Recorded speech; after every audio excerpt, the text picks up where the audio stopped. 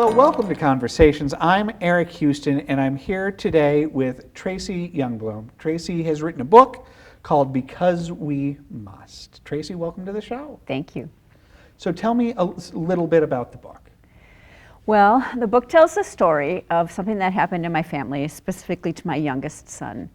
In 2015, he was driving back from college in Fargo. He was a student at NDSU, and he got hit head-on by a drunk driver who was going the wrong way down the freeway and almost died, but then we found out about 3 weeks into his recovery that he had lost his eyesight as a result of the accident. So the book is about the story of that and his recovery, and also my attempts to cope, I guess, with this situation. Okay, and when did this all happen?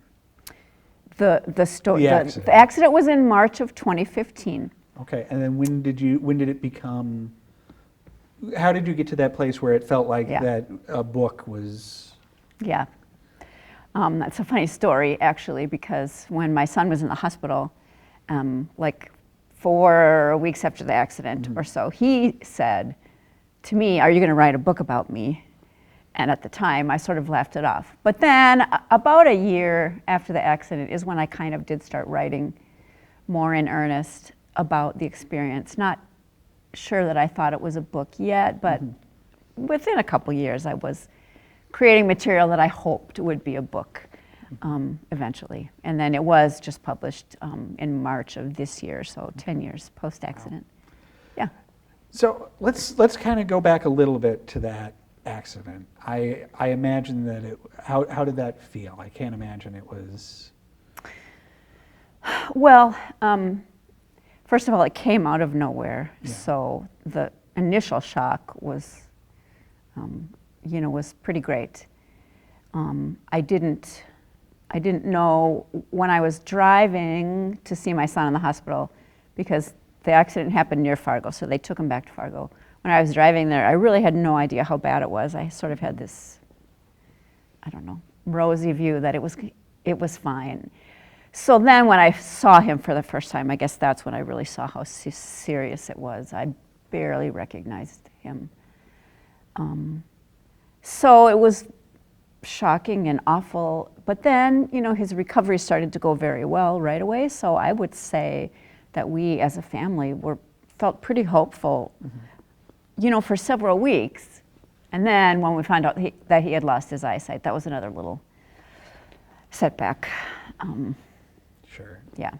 Now, obviously, that's what the book is about, is talking about mostly from your perspective, your experiences with this tragedy and with dealing with that and the grief that's associated with it. And I know there's a section in your book where you talk about finding out about that he lost his eyesight. Yes. Would you care to share that with us? Sure. I'll read the first couple of paragraphs of the chapter where we find out. It is called A Sudden Different View. On April 3rd, the Friday before Easter, Rich and I stood at either side of our son as a doctor moved a pen light back and forth in front of Elias's face, instructing him to follow the beam with his eyes. This exam was routine. Many doctors had performed it over the past 3 weeks. But the scene had 2 new elements. We had spent the day settling Elias into his room on a regular floor of the hospital, and this doctor was unknown to us, not a familiar member of the ICU. "Okay," the doctor said, repeating the motion for the 2nd or 3rd time. "Just move your eyes to follow the light." Our son did nothing in response.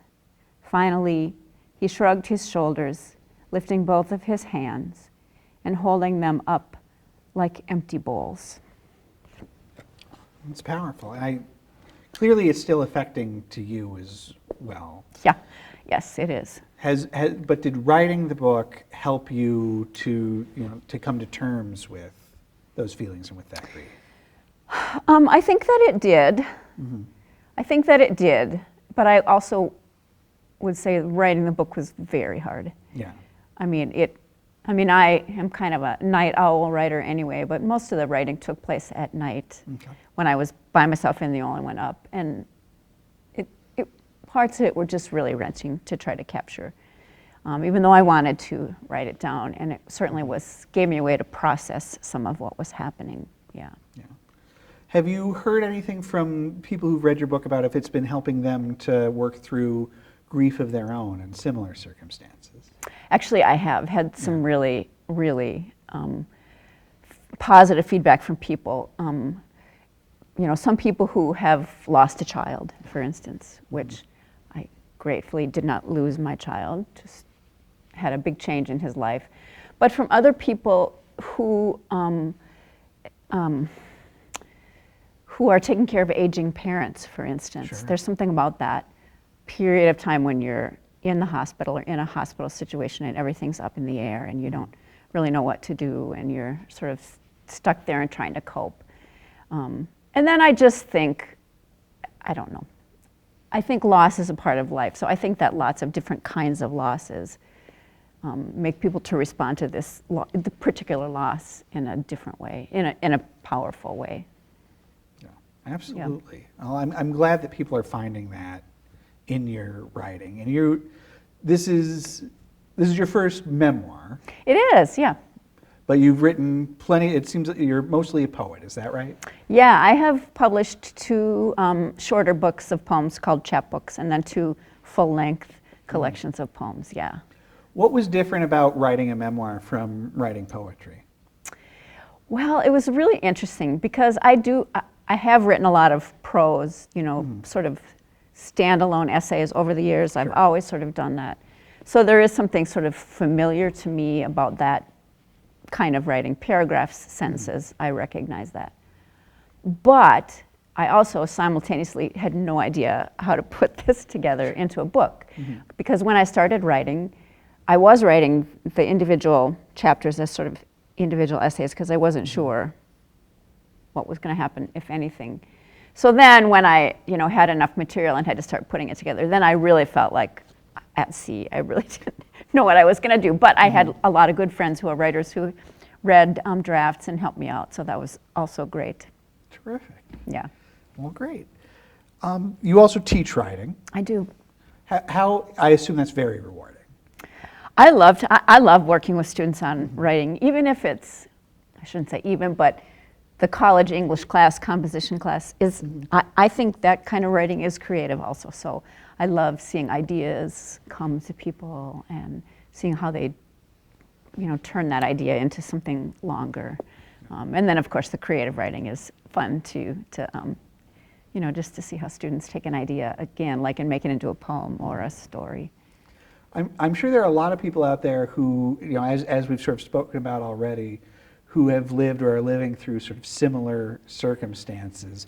What would your advice be to them if they were interested in, recording their own experiences, whether that's in a book or a blog or? Yeah. I say you just have to start writing. And I think writing at a time of tragedy or a time of loss can be really helpful to anybody, even if the writing is just for yourself, just for you to get through it personally. But I think you just have to keep going. And I'm glad that you mentioned blogs because it's really easy for people to set up blogs now. And I think, that would be a good way to, to get a story out there. Another thing that comes up in the book that was really the first part of the writing for this was that I kept a Caring Bridge site, and I also know that a lot of people do that. Right. And even that kind of writing is like a processing of the grief. And so I would just encourage people, anybody who's going through any kind of physical loss, to take advantage of that. It's a great organization too, Caring Bridge, and really supportive of people. Oh yeah, absolutely. I've certainly followed people's stories on Caring Bridge, and it's it's informative for the people who care about them. It's certainly efficient, but it seems like it's a great way for somebody to be able to get things off their chest and to be able to share with people what's going on during an extremely difficult time. Yeah. How is Elias doing today? Elias is doing great. Good. He's really, he has adjusted to going through life without vision. It took a while, but he lives a full life. He works for the North Dakota State Marching Band, writing music and working with the drumline. He's married. They have a house in Fargo. They have cats. He's a woodworker. He builds furniture and things in his garage. So he really, is doing great. And has continued to have his upbeat personality and sense of humor through all this, which is pretty amazing. Terrific. What does he think of the book? Oh, he is really glad that I published it. The joke notwithstanding that he told me to write the book. So he's really happy that it's in the world. It is a little hard for him. Sure. When my daughter-in-law read the book to him, and they had to stop, from time to time, because some of it was actually the early chapters, stuff that he didn't really know, because he was not, right. I mean, he was sedated, drugged up for the first several months, and so to hear that and to hear what his parents were going through was challenging for him. Yeah, I can imagine. Well, I'm so glad that he's doing so well. Thank you. I'm glad that you're doing well. If people are interested, where can they find out more about you and more about the book? Well, I have a website, tracyyoungblom.net, easy to find, which has information about all my books on it. You can order the book from Amazon, or you can order it directly from the publisher, which is the University of Massachusetts Press. Okay. Yeah.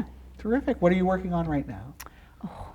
Well, I'm trying to revise an older poetry manuscript that has never really gone anywhere, and so far it's not really going anywhere again, but I'm still trying. Sure. Well, we'll hope to see it. Thank you. Tracy, thank you so much for joining me today. Thank you, Eric. Have a great day. Thank you, everybody, for watching. We'll be back next time with another conversation.